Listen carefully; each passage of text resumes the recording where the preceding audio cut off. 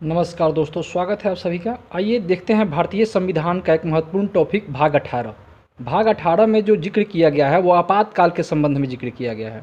तो आपातकाल जो है भारतीय संविधान में लिया गया है वो जर्मनी के संविधान से लिया गया है। कहाँ से लिया गया है? जर्मनी के संविधान से लिया गया है। तो आइए भारतीय संविधान में जो आपातकाल का जिक्र है उसके बारे में देखते हैं। तो भारतीय संविधान में 3 प्रकार के आपातकाल का जिक्र किया गया है। कितने प्रकार का? 3 प्रकार का। तो पहल का आपातकाल जो है वो है राष्ट्रीय आपात, एक है राज्य आपात जिसे राष्ट्रपति शासन भी कहते हैं, और एक है वित्तीय आपात। ठीक है, तो आइए एक एक करके देखते हैं। तो राष्ट्रीय आपात जो है उसका जिक्र जो है अनुच्छेद 352 में किया गया है। अनुच्छेद 352 में राष्ट्रीय आपात का जिक्र किया गया है। आइए देखते हैं प्रभाव क्या है इसका।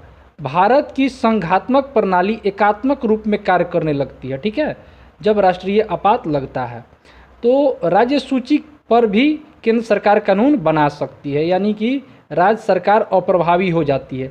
अब तक यह 3 बार लगा है। कितनी बार लगा है? 3 बार लगा है राष्ट्रीय आपात अब तक। आइए देखते हैं राज्य आपात। राज्य आपात अनुच्छेद 356 यानी राष्ट्रपति शासन। तो प्रभाव इसका क्या है? राष्ट्रपति शासन में विधानसभा भंग कर दी जाती है। ठीक है, तो विधानसभा जब भंग हो जाती है तो राज्य सरकार जो राज्यपाल के माध्यम से केंद्र सरकार चलाती है, यानी शासन जो है वो एकात्मक हो जाता है। ठीक है, अब तक यह 120 से अधिक बार पूरे देश में लग चुका है। ठीक है, पूरे देश में राज्य सरकारें भंग हो चुकी हैं 120 से अधिक बार। अब देखिए वित्तीय आपात। वित्तीय आपात का जिक्र अनुच्छेद 360 में किया गया है। ठीक है, देखिए राज्य और केंद्र के कर्मचारियों के वेतन भत्ता पेंशन में कटौती की जा सकती है जब वित्तीय आपात लागू होता है।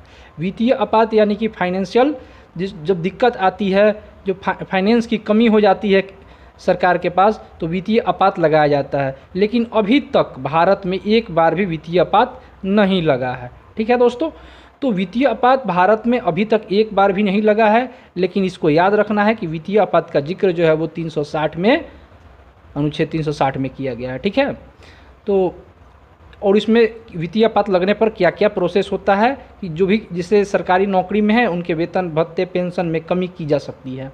और राष्ट्रपति शासन 356 में जो है उसमें राज्य सरकार जो होती है वो उसका प्रभाव समाप्त हो जाता है।